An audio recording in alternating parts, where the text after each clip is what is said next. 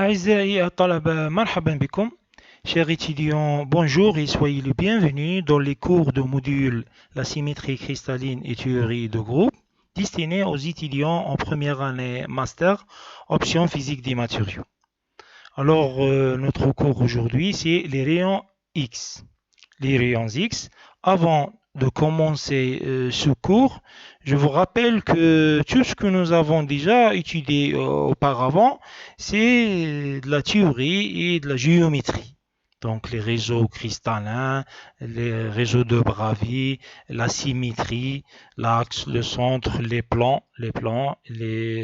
opérations de la symétrie, réflexion, rotation, inversion.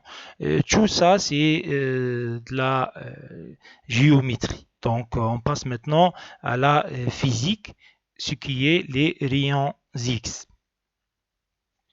Alors, je vous rappelle aussi, avant de commencer le résumé de ce cours, c'est que la structure cristalline est l'étude d'interatomique, la distance interatomique d'un cristal est de l'ordre de l'angstrom, 10 puissance moins 10. Donc, pour étudier la structure cristalline et les plans et la distance interatomique, il faut de l'ordre, longueur d'onde de l'ordre de l'angstrom. La longueur d'onde et aussi la fréquence, etc. Donc, pour étudier la structure cristalline, il faut utiliser les rayons X. Pourquoi? Alors, comme vous sachez, il y a plusieurs spectres. Le spectre électromagnétique est le classement des rayonnements électromagnétiques par fréquence, longueur d'onde, dans le vide aux énergies photoniques. Donc le spectre électromagnétique s'étend sans rupture de 0 à l'infini, pour des raisons tant historiques que physiques. On le divise en plusieurs grandes classes dans lesquelles le rayonnement est étudié par des moyens particuliers. La spectrométrie ou spectroscopie est l'étude expérimentale des spectres électromagnétiques par des procédés. L'absorption l'absorption est de mesure avec décomposition des radiations en bande et en bande de fréquence idéalement étroite. Donc, le rayon convenable pour la distance interatomique, c'est le rayon X, puisque c'est de l'ordre de 0,1 à 10 angstrom, comme vous voyez ici, et aussi la fréquence. Par exemple, pour la radio, on ne peut pas utiliser la radio et l'infrarouge ainsi que l'ultraviolet parce que la longueur d'onde est grande et de faible fréquence. Alors, on utilise les rayons X qui existent entre les rayons gamma et l'ultraviolet. Alors, rayon gamma aussi, on ne peut pas l'utiliser puisqu'il est utilisé dans le domaine nucléaire, il est toxique et dangereux. À l'occasion, le savant français Fellard qu'il a découvert les rayons gamma. C'était en 1900. Donc, on n'utilise que les rayons X. C'est ça, les rayons X. Alors, c'est quoi les rayons X? Donc, voici qu'il existe ici, dans ce domaine de fréquence, grande fréquence et faible longueur d'onde. Et ici, voici les rayons X, c'est pour l'étude des atomes. Alors, maintenant, le principe de rayons X, un peu de l'historique.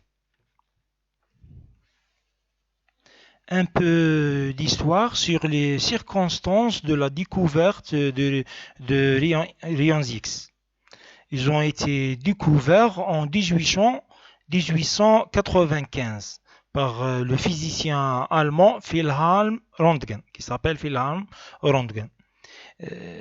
Il a étudié le rayonnement cathodique avec des tubes qui s'appellent Crookes.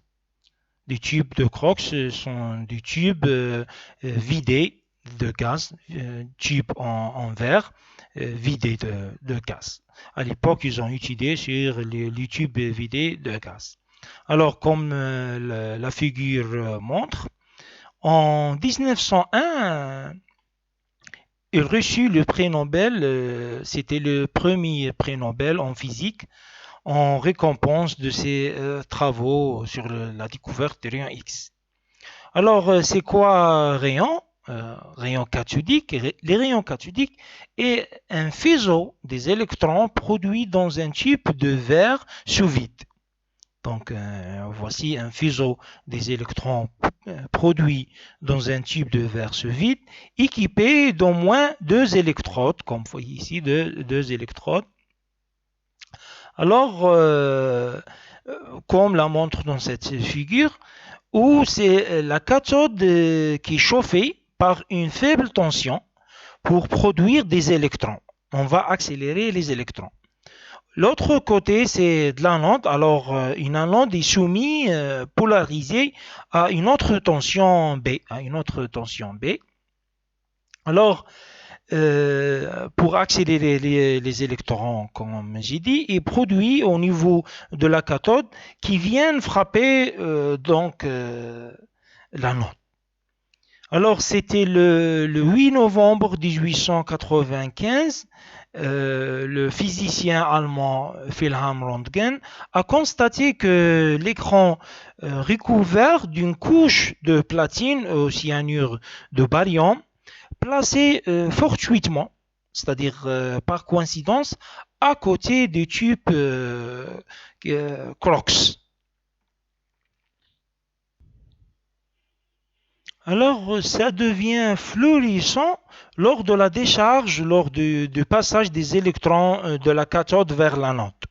Donc, le fluorescent, il vient de quoi?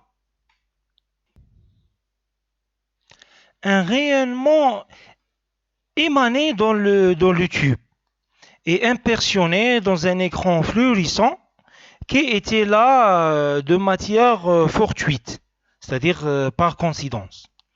Et puis alors, le physicien allemand a décidé de faire l'expérience dans l'obscurité, c'est-à-dire sans lumière, comme montre dans cette figure. Le résultat est identique à la situation précédente. C'est le même résultat. Alors le physicien a placé ensuite différents objets de différentes densités entre l'anode et l'écran fluorescent. Et on déduit que ce rayonnement traverse la matière, d'autant plus facilement que celle-ci qui est peu dense et peu épaisse. Alors ce rayonnement inconnu, il a donné le nom X, c'est-à-dire les rayons inconnus X. À l'époque, est baptisé rayon X. Alors il tire les conclusions suivantes. Ce rayonnement X est faiblement absorbé par la matière. Et son absorption est en fonction de la masse atomique des atomes absorbants. Et aussi que les rayons X ont diffusé par matière ce qu'on appelle le rayonnement de fluorescence. Alors les rayons X impressionnent la plaque photographique et le constat important, c'est que les rayons X ont pour une origine l'endroit où arrivent les électrons, c'est-à-dire l'anode. La première radiographie des rayons X à l'origine de sa femme, qui s'appelle Anna Bertha, l'épouse de Wilhelm Röntgen, son épouse. Alors, qui montre, si vous voulez, comme les rayons X volaient de manière différentielle les différentes parties de sa main gauche.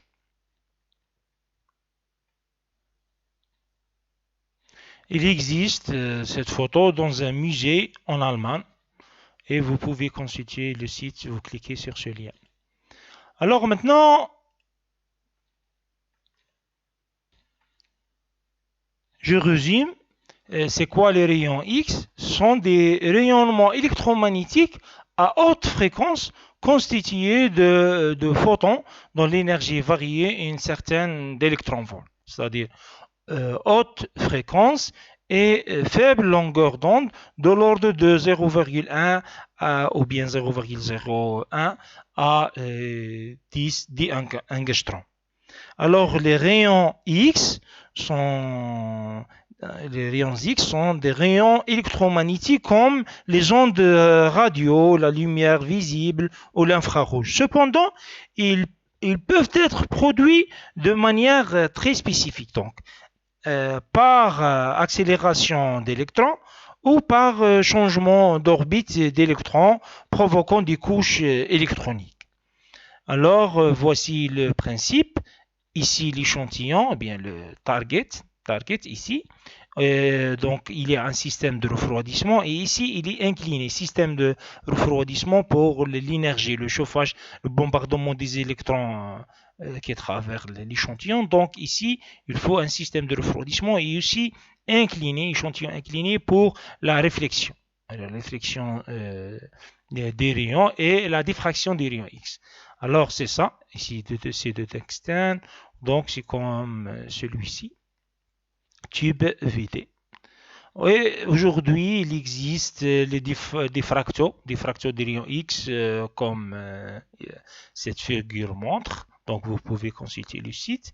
Ça, c'est pour étudier les matériaux ou bien les cristaux. Les matériaux cristallins.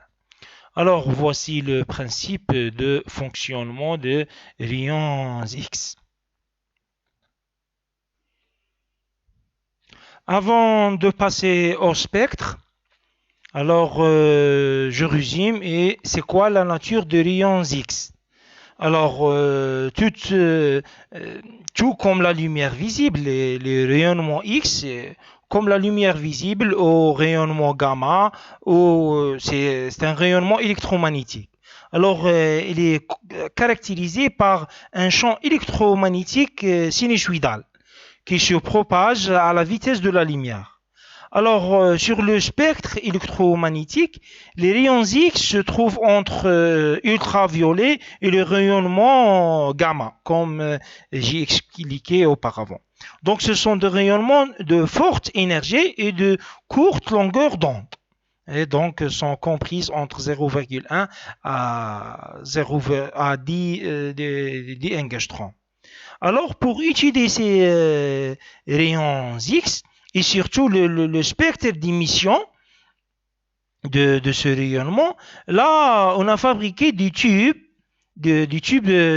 pour créer les rayons X qui utilisent le bombardement électronique dans des tubes connus pour ces expériences et des tubes en verre.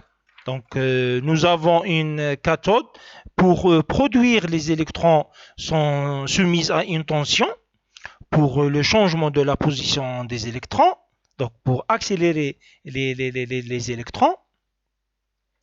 Et alors, nous avons aussi l'anode ici, c'est un métal que nous avons une partie technique, c'est un circuit d'eau pour refroidir. Ici, un système de refroidissement. Donc, pourquoi? Parce que lorsque les électrons vont bombarder la cible, ou bien target, c'est l'échantillon, c'est la cible va chauffer, donc on la refroidit pour maintenir l'expérience dans des conditions convenables pour l'influence de la température qui est la haute température qui a été venue par les électrons. Alors, par la suite, l'anode et la cathode sont soumises à une tension accélératrice. Donc, on va accélérer les électrons. Qui va permettre de faire passer des électrons du niveau de cathode vers l'anode. Donc les électrons sont extraits par chauffage au niveau de la cathode et sont accélérés par une tension. Alors le faisceau est focalisé de manière à bombarder une cible métallique, la cible métallique cette fois-ci, qui peut être en tungstène, en molybdène, en cuivre, généralement en cuivre, alors qui constituait l'anode de tube. Alors, si suite au bombardement, nous avons une émission des rayons X.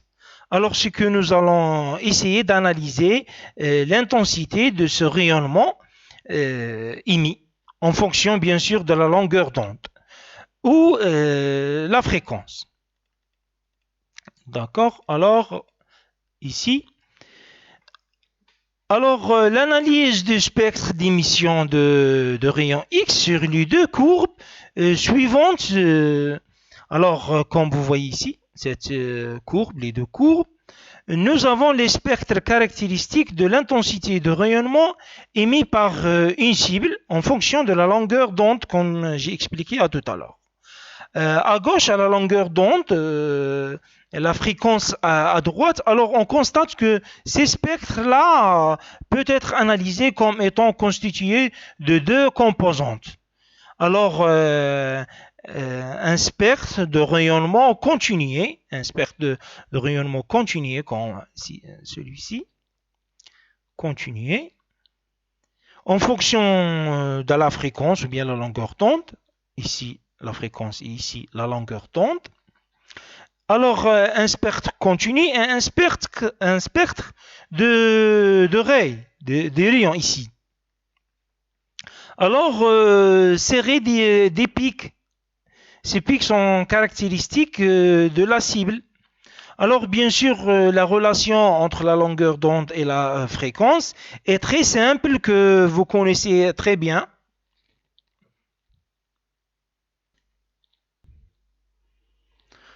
Relation d'Einstein, E égale H fois nu. Et alors, voilà. Et est égal aussi H fois C sur lambda. H fois C, c'est le constant de Boltzmann fois la vitesse de la lumière. C'est un constant qui est égal à 12 400. Donc E égale 12,4 kg sur lambda. Et donc, c'est ça. Il y a une relation réversible entre E et la longueur d'onde lambda. Alors, je reviens et nous sommes arrivés, alors bien sûr, sur la relation entre la longueur d'onde et la fréquence. Et puis, nous savons aussi que chaque atome a un noyau et puis un cortège des électrons. Le modèle le plus simple, c'est le modèle en couche KLM.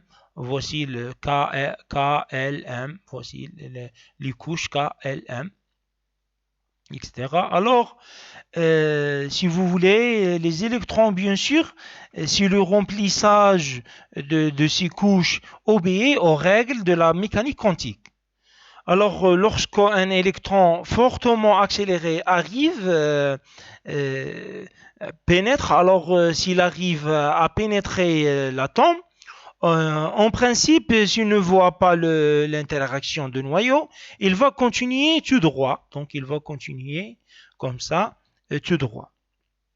Mais il y a une interaction quand l'électron rentre en l'interaction dans le champ intervention de noyau, puisque le noyau est positif, l'électron est négatif, donc il y a une interaction.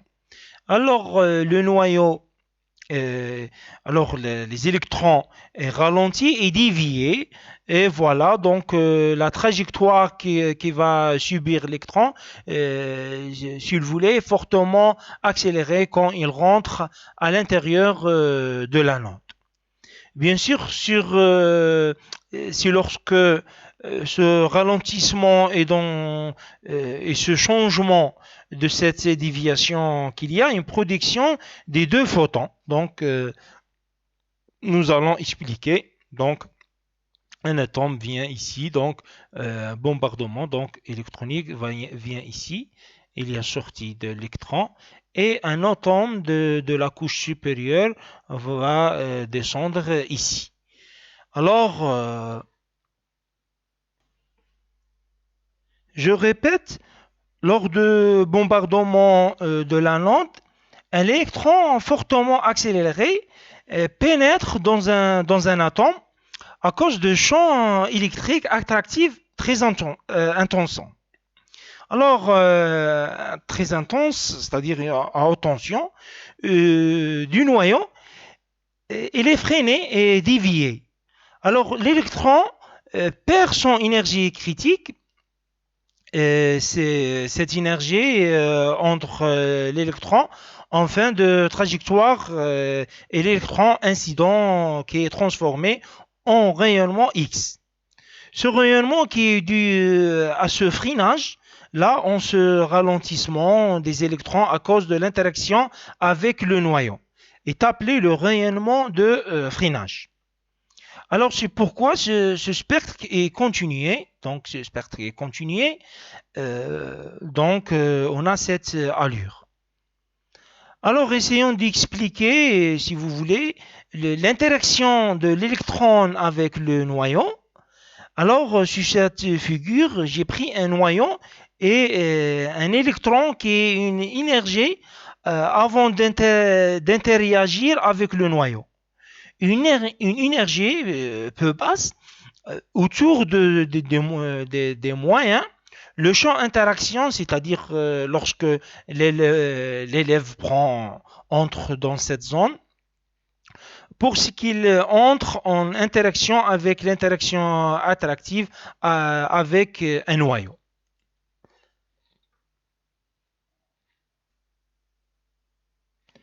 Nous savons que les électrons sont accélérés par une tension électrique. Donc l'énergie critique d'un électron, E égale E fois V. Alors, voilà, E fois V, donc rentrer en interaction avec le noyau. Avec le noyau, dès que les électrons rentrent dans le champ électrostatique du noyau, et les freiner et dévier, selon la théorie de l'électromagnétisme.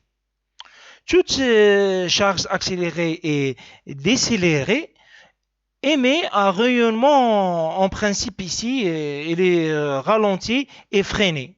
Donc il y a une émission de rayonnement. Une émission de rayonnement. Comme si vous voulez nous pourvient ce rayonnement, eh bien cette énergie va diminuer lorsque l'électron rentre dans le champ d'interaction avec le noyau.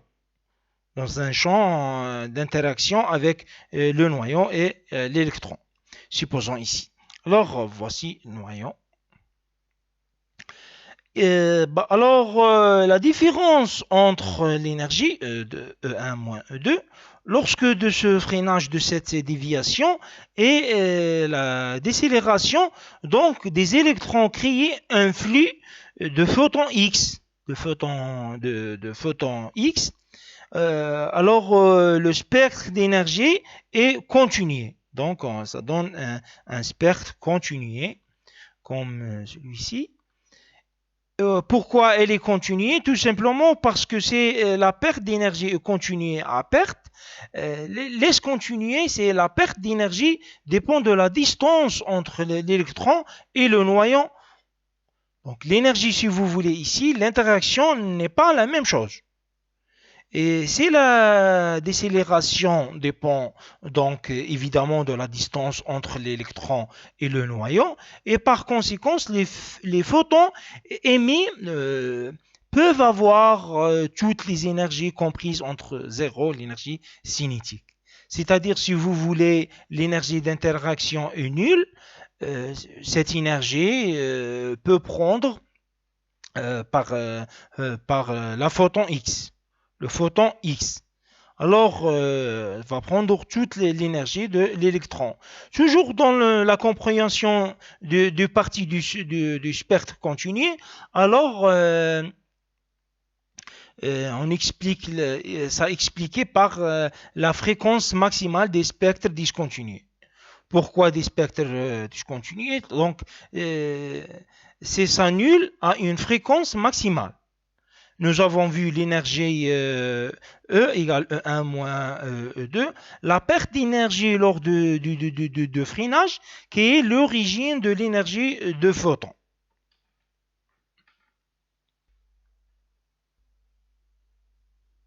L'électron incident peut perdre toute son énergie cinétique. Donc ça va être égal à zéro.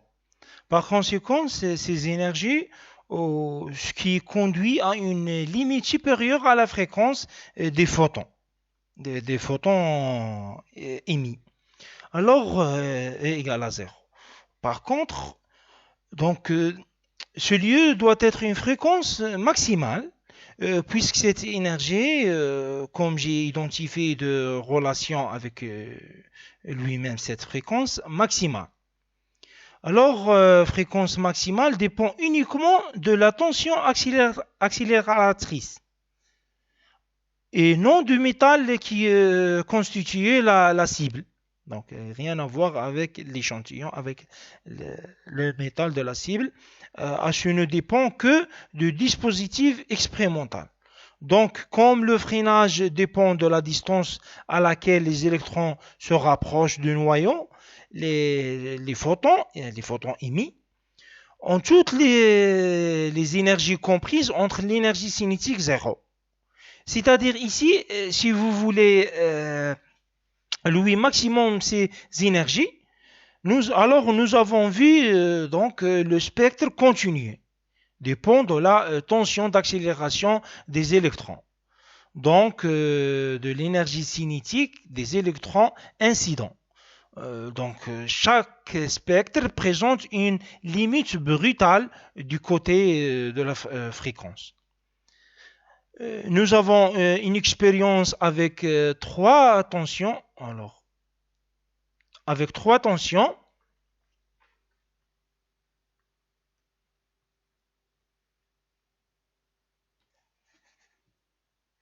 15 électronvolts, 20 électronvolts et 25 électronvolts. Donc, nous avons une expérience avec trois tensions d'accélératrices différentes, 15, 20 et 25. Donc, selon la relation de grain assuré de E égale H fois nu égale E fois V, alors pour les trois fréquences maximales, on remarque que si on augmente l'intensité, il y a une augmentation de la fréquence, par contre une diminution de la longueur d'onde.